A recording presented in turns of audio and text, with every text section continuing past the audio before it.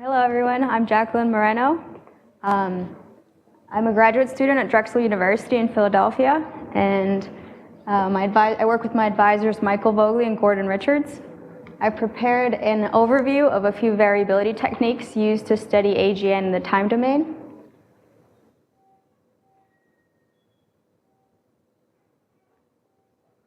Sorry, where do I point? The side?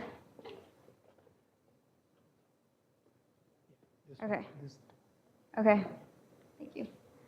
So more specifically, I'll be going over a model known as the structure function that we use to quantify variability seen in AGN light curves, and how it relates to the damped random walk, which we use to model the light curve directly.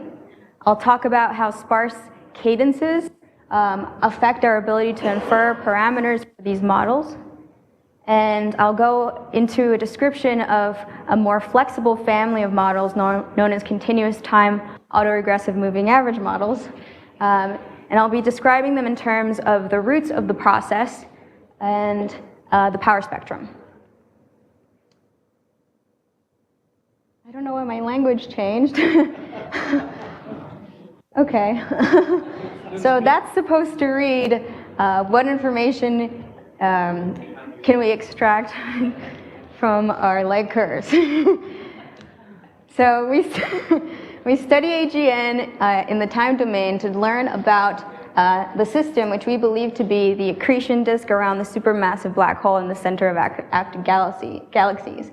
And the changes seen in this example light curve from Kepler of increases and decreases in the flux over time, we imagine to come from temperature fluctuations in the disk caused from instabilities that are driven by physical processes that can be very complicated to model.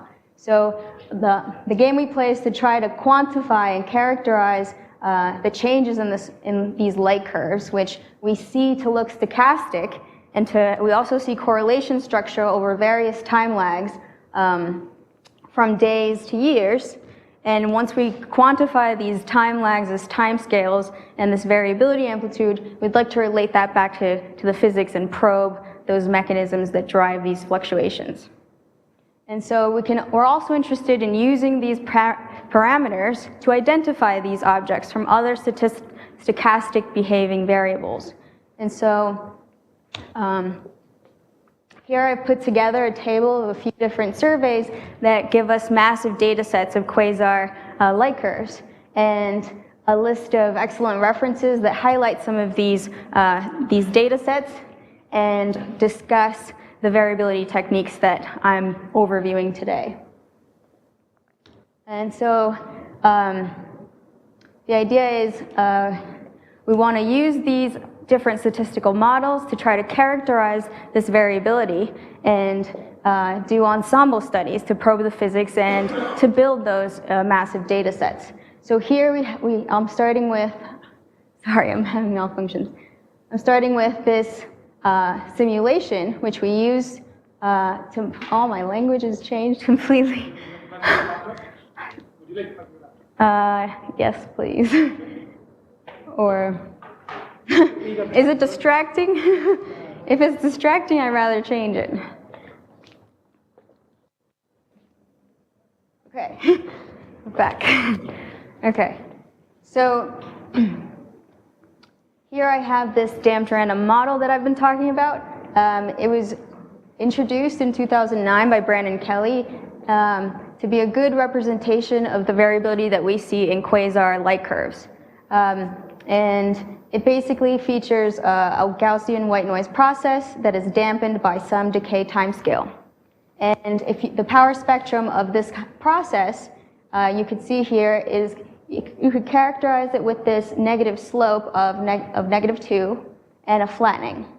And you could take that same information and project it out of frequency space into this structure function space where you have time lag on the x-axis and root mean squared change in magnitude or flux on the y-axis.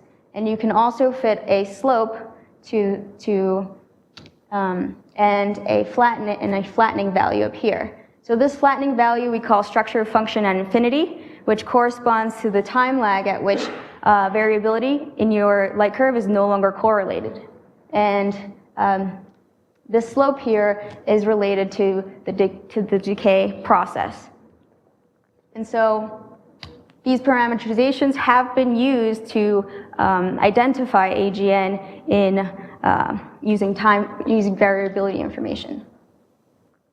One of the things to keep in mind, however, is that cadence, so if you have large gaps between observations, sparsity in your cadence, and in this case, we're looking here at SDSS, for example, we see single point observations, and then in the later part of the survey, we see groupings of more dense sampling. And if you histogram the time lags of this type of cadence, you'll see that this boxed region here, corresponding to shorter time lags in your structure function parameter space, corresponds to these dense samplings. So you have very poorly resolved these short time lags, but you have more data for these longer time lags. So at these longer time lags, you can more reliably fit this slope here, the structure function at infinity parameter, but you less reliably constrain the slope corresponding to these shorter time lags. And you can't necessarily even assume that there is just a single slope there. So in fact, there were several studies that found deviations from the single slope model using Kepler data and Catalina data, Matthew Graham here, to show that you don't necessarily, using these data sets that have higher resolution at these shorter time lags, higher frequency, you don't have just a single slope. You have bumps and wiggles, deviations from that. And so in 2014, Kelly introduced this family of CARMA models that are more flexible and can reproduce different, more structure in your light curves. So in this example taken from his paper, you can see that these models interpolate between observations. And here he shows that you have less than 2 sigma correlation structure left in your residuals, so they seem to be an appropriate fit for this type of data. So by convention, when we introduce a CARMA process, we start with this nth order differential equation up here, where P is the order of your magnitude, and you have flexibility to assume what order process you desire to vary or to compare the likelihood of various models. So this is, these alpha terms are your autoregressive coefficients, and they sit in front of your derivative terms. On the right-hand side of this Jiffy Q, you have your driving process. And here, this epsilon term corresponds to kicks from a Gaussian white noise process. And these beta terms are your moving average coefficients that also drive the process. And what you can do is set up a characteristic polynomial, which basically is a boundary condition that constrains your eigenvalues, so your roots, which I'll be discussing, that you use to set a system of solutions, to lie inside the negative half of the complex plane. And this, I'll show you in the next few slides why that's important. So this constraint then gives us our eigenvalues, our roots, which we use to set up a system of solutions to look at these CARMA processes. So let's start with the simplest of these, the damped random walk. Here I show a version of the update formula, which is used to simulate this process. Your current value is dependent on your previous value multiplied by this exponential term containing your root. Your root is constrained for this damped random walk model to be real and negative and has units of inverse time. That's your decay time scale. You also have this disturbance kick parameter. So that's the jaggedness that you see in this simulation. Those are the kicks. This I here I have is a stochastic Ito integral, which is a probabilistic term that controls when these other two terms, this behavior turns on and off. And so you see that some of these kicks ramp up, and here if you follow, this highest peak sits at 400 days, and you can follow where it decays back to the mean level.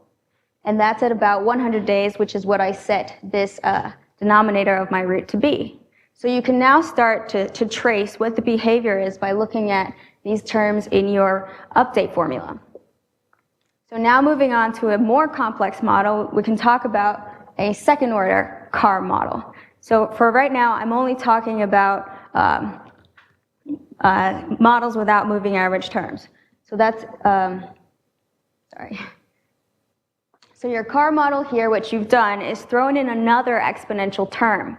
So you have your roots sitting inside, being the arguments of your exponential terms, are constrained to be either two real and negative roots or complex conjugate pairs. So this constraint is necessary for the process to be stationary and always return back to the mean level instead of running away with kicks. So if you compare to the previous model, this one is a lot smoother. So you can tell how this exponential decay is smoothing out your signal.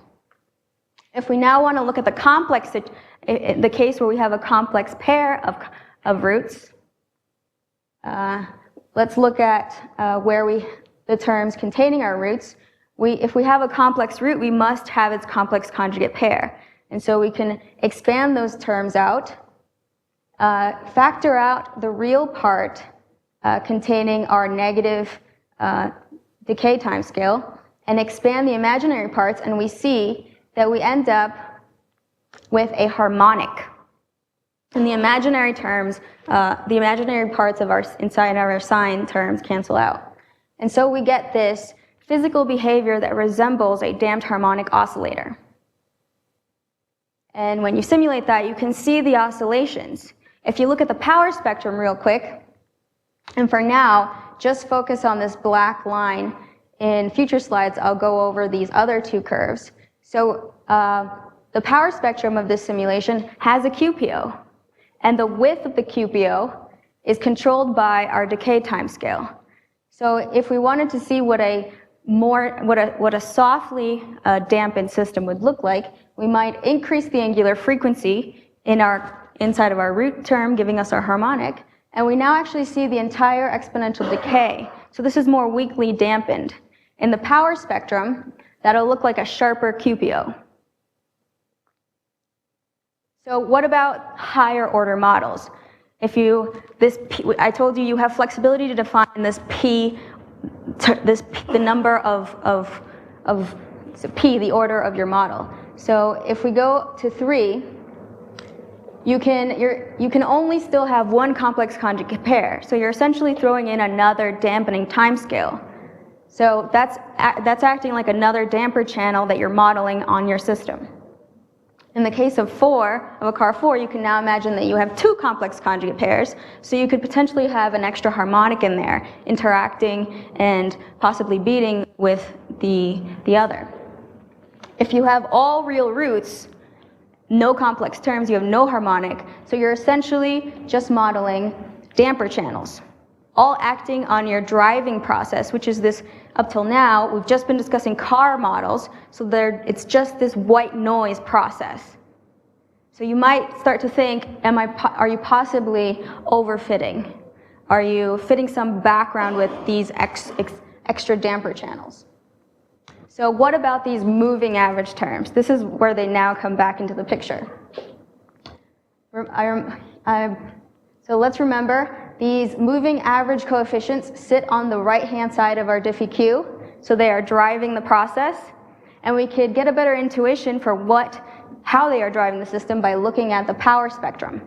So there is a relation for CARMA models where you could compute the power spectrum of your CARMA process, and so here you see that the numerator is exclusively dependent. It's an expansion of polynomials containing these moving average terms.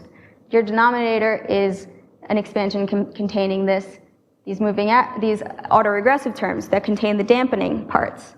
So these moving average terms, what they do, so here we have in the power spectrum our Gaussian white noise kick, which has a flat slope. The moving average terms have positive slopes. So they essentially act like colored noise that is driving your system. different, so they stochastically drive your system at different frequencies. Whereas the autoregressive terms will act like negative slopes in your power spectrum. They decay the system down.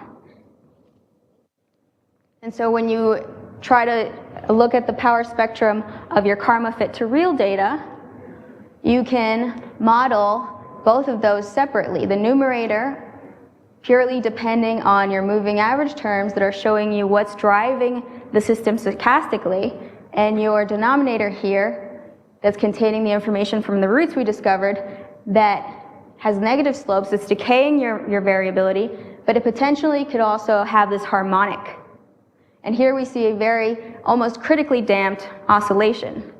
And we can fit slopes to each of these, to different parts of these. We can actually constrain these slopes and relate them back to what I started to talk about in the beginning, how complex your process is.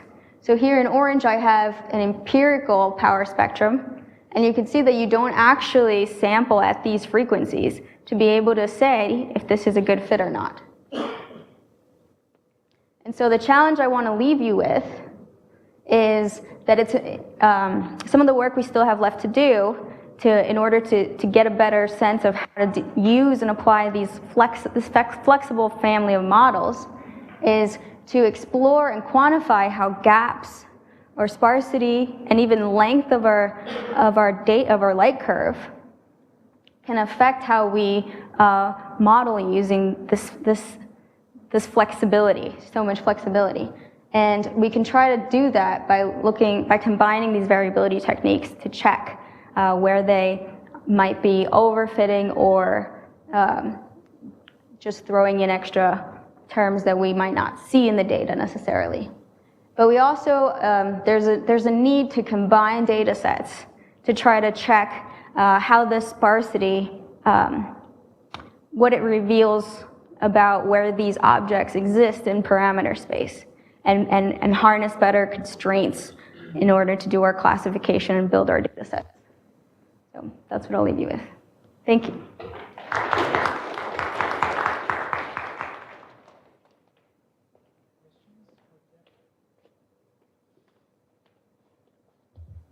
Hi, is there a physical interpretation for these parameters in the CARMA models? Can you identify the parameters with some of the physics? So the idea is that we might get timescales from them when we set up that characteristic polynomial, get the roots out, and we might be able to relate those timescales to timescales from simulations of these accretion disks to see, to constrain what the driving mechanism might be. But we do think that whatever's driving it is related to some sort of thermal instability. But we don't know what the mechanism is to trigger that instability. When you talk to people doing simulations, their timescales and what they can resolve with their computers tends to be at large timescales, not what we observe typically, and what we can reliably constrain, which now seems to be dependent on the length of our light curve.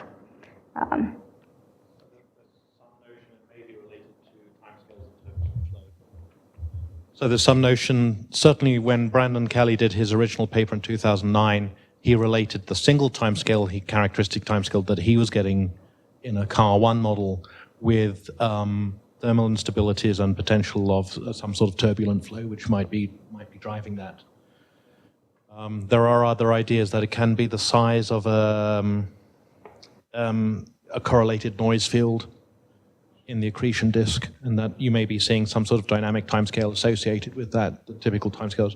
The problem with these larger timescales, though, are the many timescales that the CARMA models throw up for the many parameters, is tying those into specific physical mechanisms, and it's unclear what the physical interpretation is, or if there is a single physical interpretation for just one of those, whether you need to combine them into some sort of, you're seeing multiple reflections or something like that.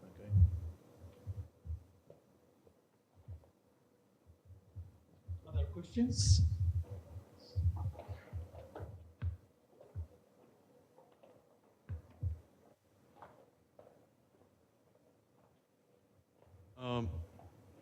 I have a question about, maybe it's naive, but before Brandon Kelly et al. Introduced the CARMA model in 2014, I think many astrophysicists are using just damped random walk process, CAR1.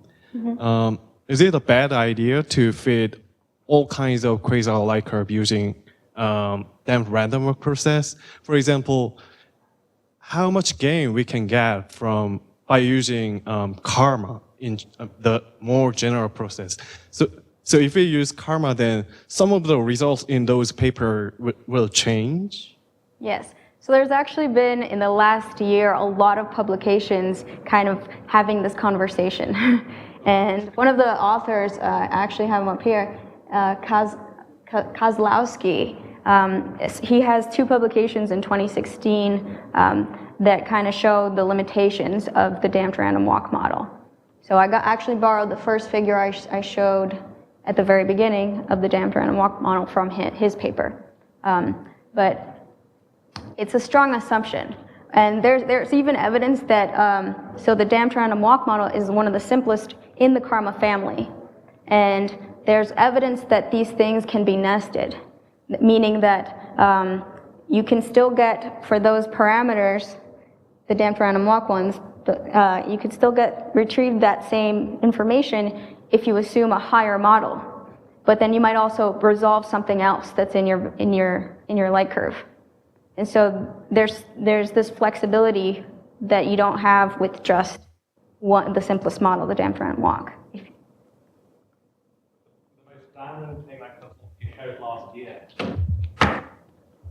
The most damning thing that Kozlowski showed last year was that he generated some deterministic time series, and then he found that a damped random walk was a better statistical descriptor for those deterministic time series than the original deterministic model that was underpinning them.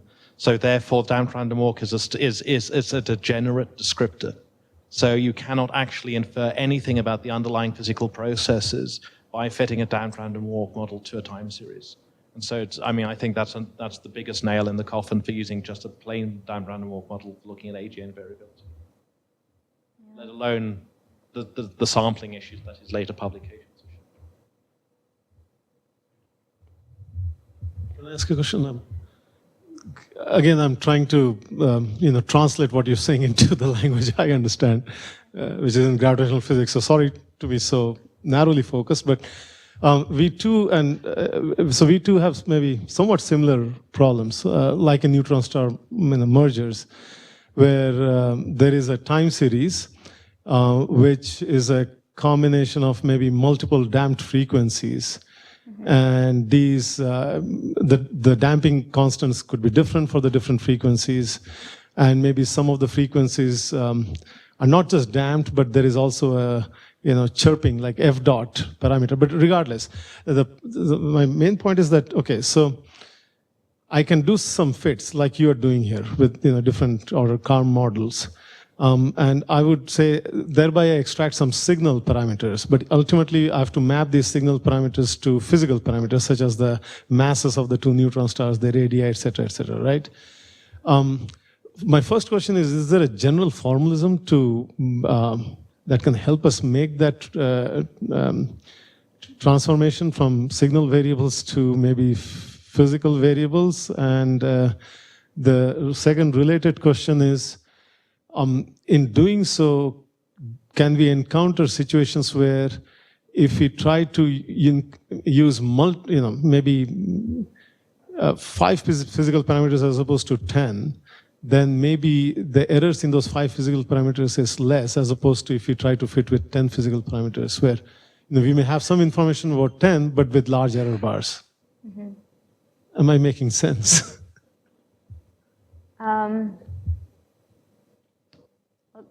Okay, let me go through your first question.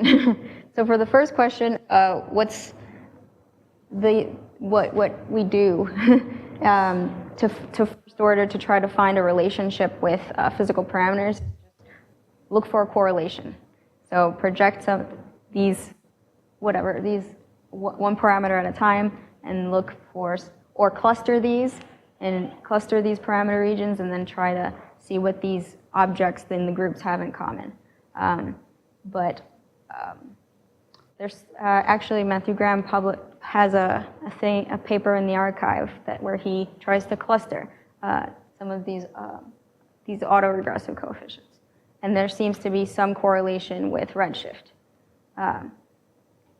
But there hasn't been many other strong physical correlations with supermassive black hole or anything like that. But there hasn't been too many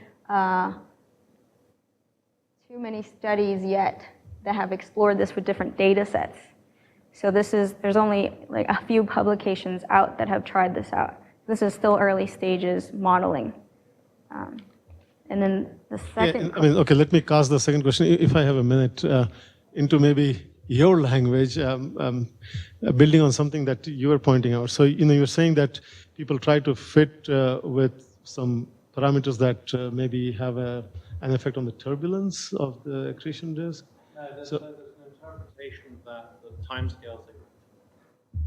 There's an interpretation that the timescales that you're seeing, if you want to look for a physical interpretation of the timescales that you're seeing in the supermassive black holes from the variability in the AGN, they seem to be related to the sort of timescales you'd be associated with some sort of turbulent activity resulting from either magnetic instabilities or thermal instabilities or whatever within the accretion disk.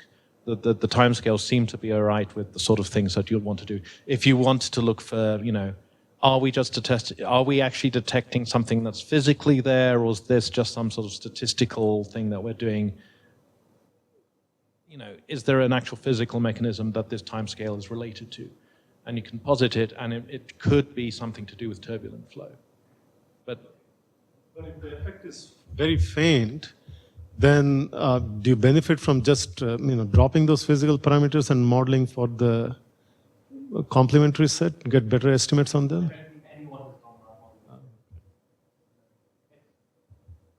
It's the usual story that you found some parameters which allow you to characterize this class of object from a different class of object. And what is the physical information that those parameters are then encoding? And, so you find a time scale which is, let's say, 200 days in the rest frame or 100 days in the rest frame. Okay, you've got a supermassive black hole, you've got an accretion disk, you know what the dynamic time scale is, you know what the viscous time scale is, you know what what are the time scales that seem relevant or which could potentially be on, what are the physical processes which would have a characteristic time scale that's about that time scale. And then you sort of say, well, you must have some sort of, maybe there's some sort of turbulence going on, small scale, but that could mean, and it looks the right sort of thing. But it's a back of envelope calculation, and I don't think anyone's done anything, I mean, that there are detailed n-body simulations of these things, but we don't understand the physics of accretion disks, full stop. So, I mean. So that's a thing I'm trying to figure out how best to justify. There's one of the tools I use is an information criteria to try to give me a suggestion for my best fit, my most likely fit. But then after that, I inspect the power spectrum to see if I even resolve, if I actually, because like I showed in this guy, sometimes this CARMA model, for example, has 3 different slopes. And this slope up here that you see isn't even active except for very long time scales. So there's not, it's probably fitting a background. It doesn't have a slope. And then out here I have this harmonic that's not, I don't have any data out here in this frequency regime. And so after seeing this, I would probably go to the next lowest, the next lower order and see how that compares to this. And I wouldn't trust this QPO. So I would start just a few orders of magnitude higher than the damped random walk and see what we can get out of those parameters and inspect if those actually have strong, if those seem to be fitting anything. Or if the time scales are very short, it might not be fitting anything. Or if they're extremely long compared to the length of the light curve, it might not be something that's actually being resolved. So it's a lot of things to consider at a time. That means, I mean, there is not a well-defined yet an automated way of detecting or deciding on what orders to. I mean, you use information criteria, and also you look at the PSD to determine that. And you could apply your own Occam's razor of this. Beyond this would probably be overfitting for this cadence or something. Okay. Other questions?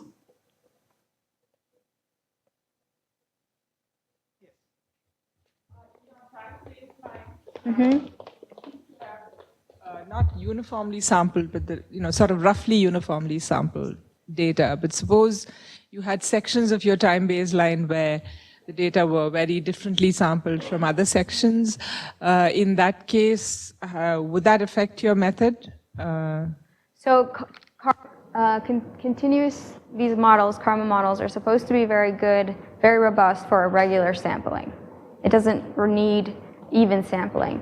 But this is something I want to explore is the larger you make these gaps, what kind of tolerance do we have for sparsity? Because if you just think about it, if you're trying to fit correlations between subsequent measurements, and if you have a large separation between those, you start to lose correlation there. So just even going by that train of thought, you're going to have a threshold beyond which your sparsity is too much. Or in that case, maybe you only restrict yourself to these lower order models which will just fit certain frequencies, longer frequencies, whereas more moving average terms will be higher frequency noise that you don't resolve. So that could help you constrain what model you assume. This would be the last question. Yeah, my second question. My second question is about estimating time scale. Mm-hmm. Suppose the true time scale is much shorter than your observation cadence. Then maybe it's very difficult to estimate a true time scale. Then during the observation period, is there a way that you have to shorten the observation cadence, like in? Well, that's one of the things I want to figure out is So because if you have an irregular cadence, exactly like what's your resolving power at short time lags or high frequencies? That's something we have to quantify. So there is no specific statistical method to determine. I don't think so. Increasing, decreasing the observation There are cadence. some general guidelines in some of the statistics literature, but it's very safe. So they don't deal with the kind of data we have. Well, I mean, if you've got regular sampling, you know that the Nyquist is your maximum. Mm-hmm. But if you have regular sampling, Nyquist frequency maximum. If you have irregular sampling, it's been showed that you have information way past the Nyquist frequency, down to 1/2 delta t, where delta t is the minimum time resolution that you have. So irregular sampling gives you, probes a much wider thing. But Kozlowski showed last year with Dan Random Walk, you need 10 times. You need a time series that's about 10 times longer than the characteristic time scale that you're looking at to be able to recover it with a decent amount of certainty that you've recovered it. So if you're talking about a time scale that's 200 days in the rest frame, you need 20 years worth of data to recover that properly. We don't have that, and that's one of the other problems with Dan Random Walk.